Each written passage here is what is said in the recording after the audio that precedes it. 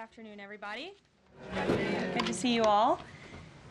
The thoughts and prayers of the entire White House remain with all of the Catholics around the world who are mourning the death of Pope Francis. Pope Francis touched millions of lives and dedicated his life to serving the Catholic Church. As a mark of respect for his memory, President Trump ordered flags be flown at half-staff, and he will be traveling to attend his funeral in Rome. The president will depart from Washington on Friday morning and return to the United States on Saturday evening following the funeral service. I can also confirm the dates of the president's trip to the Middle East.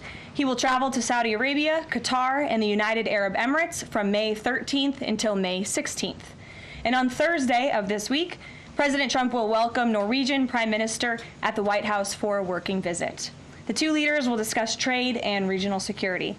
This will be the 13th head of state visit of President Trump's term already.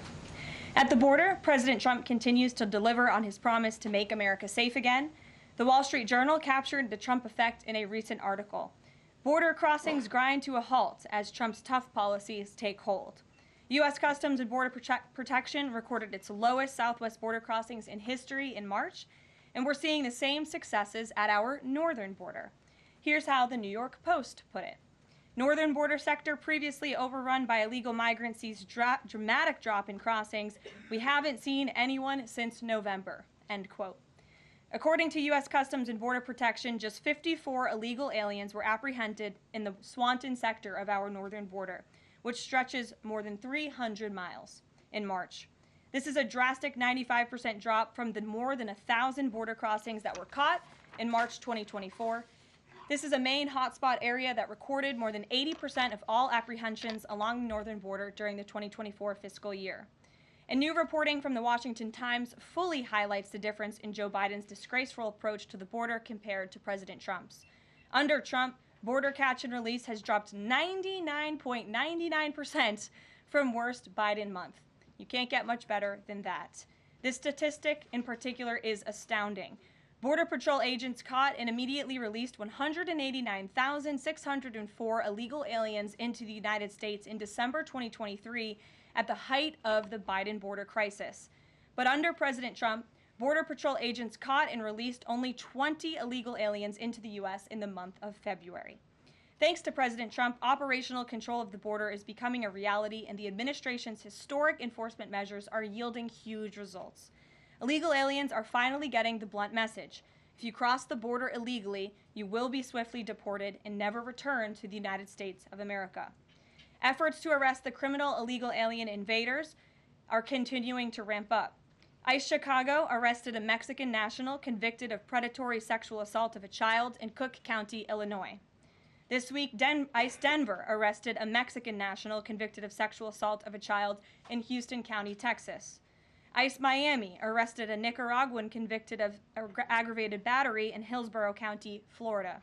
ICE Houston arrested a Salvadorian national convicted of attempted sexual assault of a child in Escape in Dallas County, Texas. And ICE Chicago arrested a Mexican national convicted of aggravated sexual abuse of a minor in Illinois. Despite the Democrats' insane objections, President Trump will continue to embolden law enforcement officers to arrest dangerous legal alien criminals and keep our communities safe. And also thanks to President Trump's America First economic approach, investments continue to pour into our country. Swiss pharmaceuticals company announced they will be investing $50 billion in the United States over the next 5 years, creating 12,000 new quality jobs. Regeneron Pharmaceuticals also agreed to pay Fujifilm Technologies more than $3 billion over the next decade to help manufacture its medicines in the United States. It's a top priority for President Trump to ensure we are producing critical medicines and pharmaceutical drugs right here in America, and that is exactly what we continue to see happen every day. In other news, the Trump administration has announced we will put an end to Joe Biden's illegal student loan bailout attempts. No student loan has been referred to collection since March of 2020. That comes to an end. On May 5th, the Department of Education will resume involuntary collections for borrowers with defaulted federal student loans. The student loan portfolio controlled by the federal government is nearly $1.6 trillion, but fewer than 4 out of 10 borrowers are in repayment. This is unsustainable, unfair, and a huge liability for American taxpayers. Debt cannot be wiped away. It just ends up getting transferred to others. So why should Americans who didn't go to college or went to college and responsibly paid back their loans pay for the student loans of other Americans? The Trump administration will never force taxpayers to pay student loan debts that don't belong to them. Student loan borrowers need clarity, and we're finally giving it to them. Borrowers will now be clearly expected to repay their loans, and those who default on their loan obligations will face involuntary collections. The government can and will collect defaulted federal student loan debt by withholding money from borrowers' tax refunds, federal pensions, and even their wages. America is $36 trillion in debt. We must get our fiscal house in order and restore common sense to our country. If you take out a loan, you have to pay it back. It's very simple. President Trump will not kick the can down the road anymore. Before we open it up to questions today, I want to commend our pool photographer who is in the room with us today. ABC News photojournalist Melissa Young is retiring after 44 incredible years on the job, covering here at the White House.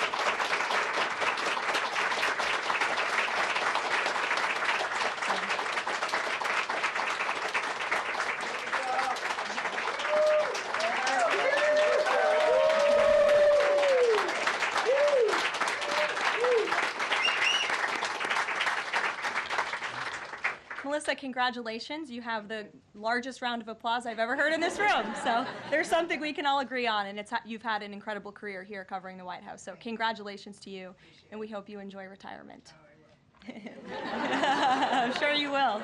And everybody else in the room will be very jealous of you as you're enjoying your rest. All right, let's get to it. We have an individual in our new media seat today. His name is Tim Pool. He's a political commentator and a media entrepreneur with millions of followers, a very big platform. Currently hosts Timcast IRL, a daily news and discussions show, and The Culture War, a weekly podcast exploring cultural and political issues.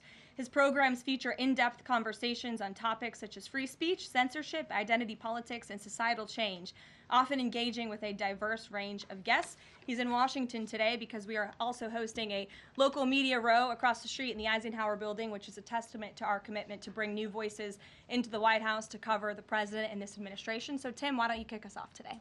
Yes.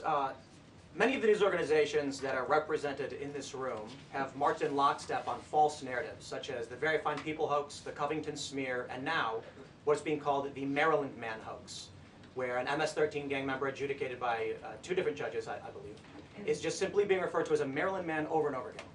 Now, in an effort from the White House to expand access to new companies, you've created this new media seat. So I'm wondering if you can comment on following this expansion, you've had numerous outlets disparage the companies that you've had sit here, as well as the reporters. I'm wondering if you could comment on that unprofessional behavior, as well as elaborate if there's any plans to expand access to new companies. Sure. Well, we certainly welcome diverse viewpoints in this room, which is one of the reasons we have you in here, and there's many new faces in this room in comparison to the previous administrations. We want to welcome all viewpoints into this room. We welcome unbiased journalists who really care about the truth and the facts and the accuracy, and you rightfully pointed out the Maryland Man story, which I, from this podium, when The Atlantic published it, on that very first day, I came to this podium and said, this is wrong. The press in this room have this story wrong, and we have seen more and more evidence come to the table that we have had all along. We were always right. The president was always on the right side of this issue to deport this illegal criminal from our community. And it is despicable to see the media continue to refer to this individual as someone who is just a peaceful man living his life in Maryland. This was and always has been an illegal criminal, an MS-13 gang member, and a designated foreign terrorist. And the administration maintains our position to deport these individuals from our community. So thank you for being here, Tim. It's great to see you. Thank you. Dasha, why don't you kick us off? Thank you, Karoline. You're welcome. I really appreciate it. I have 2 questions, one on the Pentagon and another on the economy. You said on Fox News that the entire Pentagon is working against Secretary Hegseth, but the people who were fired were Hegseth's own guys. So how do you square that, and what do you say to concerns that that's bad management? They were Pentagon employees who leaked against their boss to news agencies in this room, and it's been clear since day one from this administration that we are not going to tolerate individuals who leak to the mainstream media, particularly when it comes to sensitive information. And the Secretary of Defense is doing a tremendous job, and he is bringing monumental change to the Pentagon. And there's a lot of people in this city who reject monumental change, and I think, frankly, that's why we've seen a smear campaign against the Secretary of Defense since the moment that President Trump announced his nomination before the United States Senate. Let me reiterate, the President stands strongly behind Secretary Hegseth in the change that he is bringing to the Pentagon, and the results that he's achieved thus far speak for themselves. Is there an FBI investigation into the leaks? The Secretary said that these people would be prosecuted, so is the FBI investigating? You'd have to ask the FBI, you have to ask the Department of Justice on what they plan to do, but certainly we take leaks with the utmost seriously across this administration. You've seen people fired from the Department of Homeland Security. The President has made it clear it's an unacceptable behavior. On the economy, Karoline, Peter Navarro said that it's perfectly possible to do 90 deals in 90 days. We haven't seen one just yet. How soon might we see a deal, and what evidence can you share that progress is being made in these trade negotiations? Sure. Well, I spoke to our entire trade team this morning. There is a lot of progress being made. We now have 18 proposals on paper that have been brought to the trade team. Again, these are proposals on paper that countries have proposed to the Trump administration and to our government. You have Secretary Bessent, Secretary Lutnick, Ambassador Greer, NEC Director Hassett, and Peter Navarro, the entire trade team, meeting with 34 countries this week alone. We are moving at Trump speed to ensure these deals are made on behalf of the American worker and the American people. And just yesterday, it seemed to get a little bit lost in the news, and I think it's a disservice to the American public that it did. The Vice President announced terms of reference for a trade deal with India. That is a big deal. We know when we look at the numbers, the monetary trade barriers and the non-monetary trade barriers from India, they have been ripping off the United States and American workers for a very long time. So the fact that the Vice President with Prime Minister Modi on that trip in India announced these terms of reference, which is essentially a framework to move the ball forward to sign a good trade deal between our two nations, is great progress, and it speaks to the work ethic and the real labor that's being put into this effort by the President's trade team. Sure. Go ahead.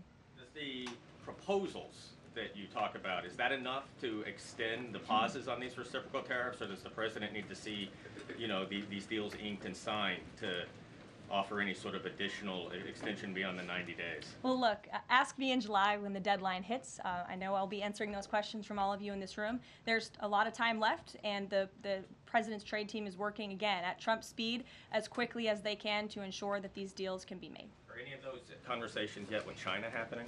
I actually do have something to share on that. I asked the President about this before coming out here, and he wanted me to share with all of you that we're doing very well in respect to a potential trade deal with China. As I mentioned, there have now been 18 proposals in more than 100 countries around the world who are wanting to make a deal with the United States of America, and the President and the administration are setting the stage for a deal with China. So we feel everyone involved wants to see a trade deal happen, and the ball is moving in the right direction.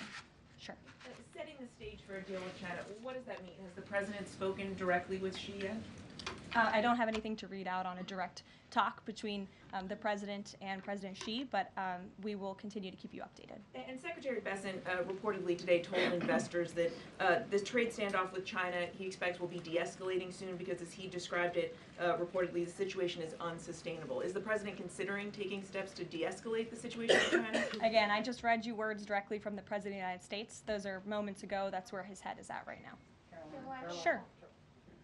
Caroline, I have two questions, one on immigration and one on China. First on immigration. Roughly how many illegal immigrants and aliens do we have in our country, and how many does the administration plan on deporting? Sure. Well, you'd have to ask the Department of Homeland Security for a specific number, but we suspect it's definitely in the millions, perhaps upwards of 20 million people that were allowed into the country illegally by the previous administration. And the President and his team are focused on deporting as many as we possibly can, and they are moving as quickly as possible. The President's team has made it clear we need more funding from Congress to do more. We need more ICE agents out on the ground doing this very important work. And we also need rogue district court judges to stop acting as judicial activists, trying to block the administration from deporting illegal criminals from our nation's interior. The American public elected the president to do this, and he's following through with that promise. And we have over 250,000 Chinese nationals in our country right now on student visas. Does the administration believe there's any national security concern when it comes to those over 250,000 Chinese nationals in our country? Well, as you know, when it comes to foreign visas, the Secretary of State has the right to revoke visas of those who we feel are acting in a adversarial way to our foreign policy interests here in the United States. He has that authority according to the Immigration and Nationality Act. So I would defer you to the State Department for any individual case, but they are looking at individuals who are given the privilege of being on a visa in our country, and if they are acting, again, adversarial to our foreign policy interests, their visa can be revoked, and they should be aware of that. Sure, go ahead. Yes, I'm calling on you. Thank you, Caroline. You're welcome. Over the last few weeks, several countries have warned their citizens about travel to the U.S., and the Department of Commerce's own stats know that from a lot of countries, the number of visitors is falling. Does the White House have any message for people that might be reconsidering business or tourism travel to the U.S.? Where did you see that report? With the statistics coming from the Department of Commerce. Said what? It's That- hard to hear you. Sorry.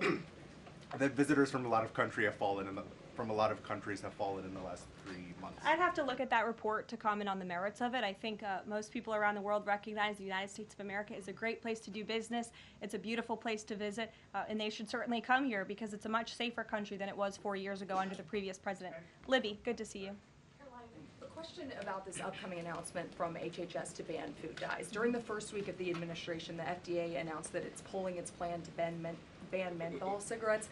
So 2 questions for you. How do you square a ban on menthol cigarettes being pulled and then announcing this ban on food dyes? And then how does the president feel about this upcoming ban that's that RFK is going to announce? Sure. Well, look, the Secretary of Health and Human Services, the president nominated him because he trusts him to make this country healthy again. It's not just a slogan. It really is a movement that has broken ground across the country. There's millions of people who believe in RFK Jr., Secretary Kennedy, and what he's doing. I don't want to get ahead of HHS with this historic announcement later and the details of it, but obviously the Secretary feels that he has reason and evidence to announce the ban on artificial dyes later, and I'll let him speak to that this afternoon. Phil.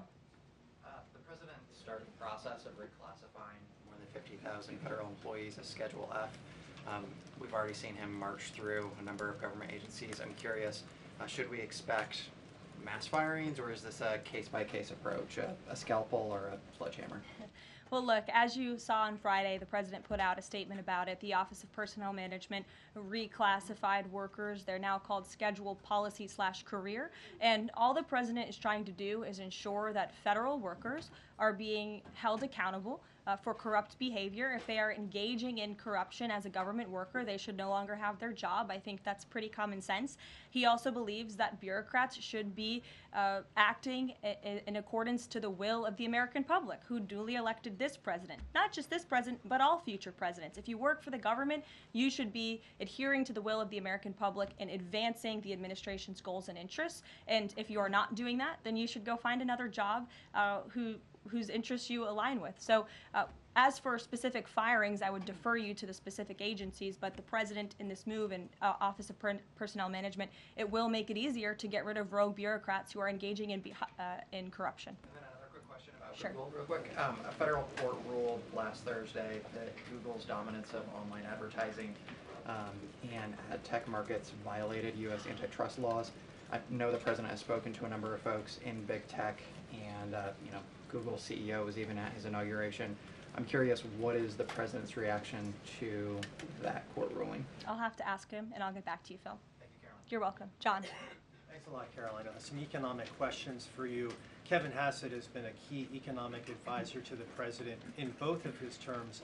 In 2022... And he still is. And he still is. He was just in my office. Absolutely. In 2022, he said that the independence of the Fed is super important. That's a direct quote. Is that something that the president subscribes to? Does he still believe in the independence of the Federal Reserve? Well, look, I think the president has made his position on the Fed and on Powell quite clear.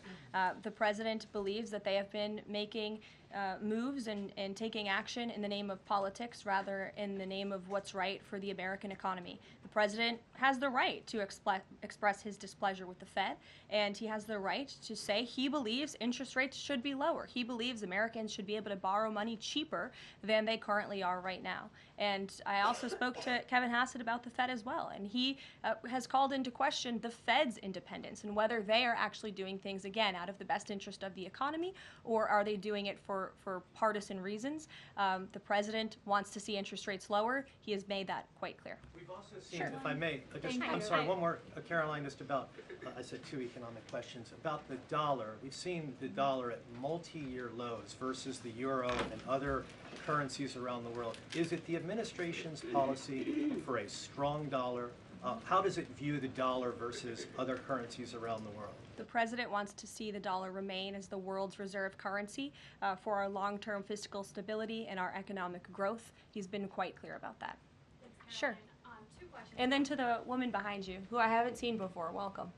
Go ahead, Mary. Earth Day and then the Supreme Court, if that's okay. That's right. It's Earth Day. Yes. Happy Earth Day, everyone. I saw the president truthing about the garbage pileup from China in the Pacific, and then I believe Lee Zeldin is headed to San Diego to investigate the pile of sewage from Mexico. Can you speak to what the White House has planned for Earth Day and anything in that arena? Sure. I do have points from the EPA. Administrator Zeldin's doing a fantastic job, and they are always sharing their accomplishments with the White House, which we very much appreciate. He will be traveling. I believe he's in California today for sewage situation. Here you go. Administrator Zeldin met with his Mexican counterpart to discuss steps Mexico needs to take to ensure the water entering the United States is clean and safe. And he's holding a press conference in San Diego today with elected officials and local stakeholders on the Tijuana River sewage crisis. I would also add from the president himself, he has always maintained he wants America to have the cleanest air and the cleanest water. And we want to do what's right for our environment and for our earth. And a lot of that is making sure that we have clean and sustainable energy, and we know that we produce natural gas cleaner and more efficiently than any country in this world, and the president wants to see that continue. Thank you. And then on the Supreme Court, I know the court is hearing a case dealing with parents who don't want their kids having to read gender ideology books in schools. Can you comment on that case and what the Trump administration hopes to see come from that? Sure. We hope the Supreme Court will do the right thing, and the president has been very clear. He stands on the side of parental rights, and he believes strongly that parents should have a greater say in their children's education and the content, if you will, that children are being exposed to in our public school system. Sure. Go ahead. Caroline, thank you. Hi. I'm Karoline with World News Group. The administration ended some temporary protections for Afghans, including several hundred Christians who have been punished by the Taliban. Is the president considering any exceptions for Afghans who could face death or torture if they return to their home country? So let's just be clear about one thing. We didn't end that proactively. It expired, and it's because the previous administration illegally paroled millions of people, or hundreds of thousands of people, I'm sorry, into the country, and then gave them temporary protective status, which again is a temporary status. It's not a permanent status in this country. And if there are individuals here who came in through the Biden administration who want to claim asylum, there is a legal process to do that, and those cases will be adjudicated by a judge on a case-by-case basis. We have a legal immigration process in this country for a reason, and all this administration is trying to do is effectuate that. Reagan. Thank you, Caroline. I have 2 questions for you Sure. on immigration. March deportation numbers were down slightly from the same time period last year. SCOTUS recently ordered a pause on deporting Trinidad members with the Alien Enemies Act. I'm curious what other tools the administration is looking at to boost those deportation numbers. Sure.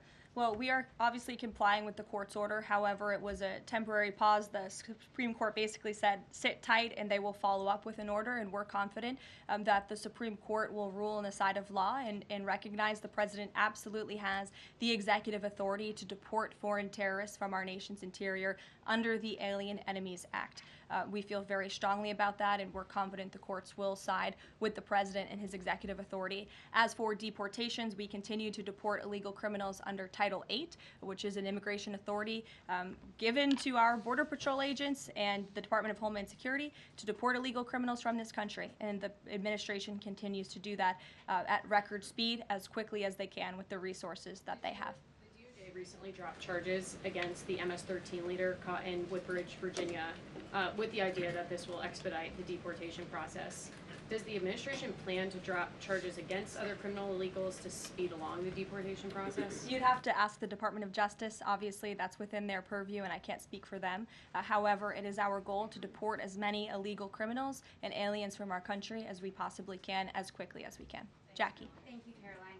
We've heard so much about this Saudi trip planning, and the president's mentioned it himself before, but I don't think we've ever heard on the record what he hopes to achieve in Saudi Arabia and what the purpose of the trip is. Sure. Well, the president looks forward to this. It was supposed to be his first foreign visit, but of course now he is going to Rome this weekend to honor the Pope and attend the funeral. The president looks to strengthen the ties between the United States and these countries in which he will be visiting. He'll be having many bilateral meetings and talks, and we look forward to the trip and hope to see many of you there. And the meetings in London this week, do they have any nexus with the plans in Saudi Arabia? I can't speak to that. However, I do have an update on meetings when it comes to the Russia-Ukraine war. I was just in the Oval Office with the President, Steve Witkoff, and they wanted everybody to know that the negotiations continue. We feel, again, we're hopefully moving in the right direction, and the special envoy, Steve Witkoff, will be heading to Russia again later this week to continue talks with Vladimir Putin. Is that why Rubio is not heading to London? Is he accompanying Witkoff to Moscow? I can't speak for the Secretary of State's travel schedule. I'd defer you to the Department of State. And then more broadly, just about the peace agreement, the talks that are ongoing. Secretary Rubio had said that if things don't go the right way, that the U.S. might need to take a step back. What does stepping back look like? Is that a step back from brokering peace, or would that imply a broader withdrawal from U.S. support for Ukraine and the war? Look, I think it would be unwise for me to broadcast that from this podium. Ultimately, that's a decision for the president to make, but he's made it very clear he wants to see peace, he wants to see this war end, and he wants to stop the killing on both sides of this war, and he's been very clear about that for quite some time, and he has grown frustrated with both sides of this war, and he's made that very known. Karoline, Brian. Thank you, Caroline. Last week, the president talked about nonprofit groups, specifically taking on crew, and he hinted that there could be further actions taken against nonprofits. Does the White House have any plans for any sort of actions against NGOs, nonprofits, or other similar groups? Is any of that coming up? Is that being worked on at this time? I'll have to check in with our policy team and get back to you. Sure. Thank you, Caroline. Travis Gilmore with the Epoch Times. Are some colleges using taxpayer funds to further political agendas? And what is the administration's response to Harvard's lawsuit? Sure. Well, the president has made it quite clear that it's Harvard who has put themselves in the position to lose their own funding by not obeying federal law. And we expect all colleges and universities who are receiving taxpayer funds to abide by federal law. It's quite simple. And the president made it clear he's not going to tolerate violations of federal law. He's not going to tolerate illegal harassment and violence towards Jewish American students or students of any faith on our campuses across the country. And so we will be responding to the lawsuit in court. And again, it's quite simple. If you want federal dollars, obey federal law. And just to quickly follow up on Sure. China, any response to reports that China is targeting U.S. trade allies with potential retaliatory measures for supporting U.S. agendas? I think the numbers and the sheer number of countries that have reached out to the United States and reached out to this administration to cut good trade deals speak for themselves. The entire world knows that they need the United States of America and they want to do business here, and so we'll stay focused on cutting good trade deals on behalf of the American worker. Stephanie. Thank you, Caroline. Can you give us any additional details from the president's call with Netanyahu today? I did speak to the president about it. It was a good call. They spoke particularly about Iran and the negotiations that are underway with Iran and the United States. And the president has made it very clear repeatedly, but I'll reiterate, there is no daylight between the United States of America and the state of Israel. He stands strongly behind our ally. He's made it quite clear when it comes to Iran that we want to see a deal, and Iran has a choice to make. But the president has also made it very clear, and he reiterated that in his call with Prime Minister Netanyahu today about the need for Iran to never obtain a nuclear weapon. I do have one more bit of news that I would like to share with all of you. Just give me 1 second to find it. And it's in regards to the terrorist attack that took place in India earlier today. The president has been briefed by the National Security Advisor, and he's being kept up to speed as more facts are learned. What we know already is dozens were killed and even more were injured in a brutal terrorist attack in a popular tourist location in South Kashmir. President Trump will be speaking with Prime Minister Modi as soon as he possibly can to express his heartfelt condolences for those lost. And our prayers are with those injured and our nation's support for our ally India. These types of horrific events by terrorists are why those of us who work for peace and stability in the world continue our mission. So we'll give you a readout of that call later this afternoon. There's a lot of work to be had. You may hear from the president later this afternoon as well, and we'll see you all later. Thank you. Were any Americans among those dual American citizens? We'll keep you posted. Thank you for watching. Make sure you subscribe to our YouTube channel and be sure to watch more videos from Fox Illinois.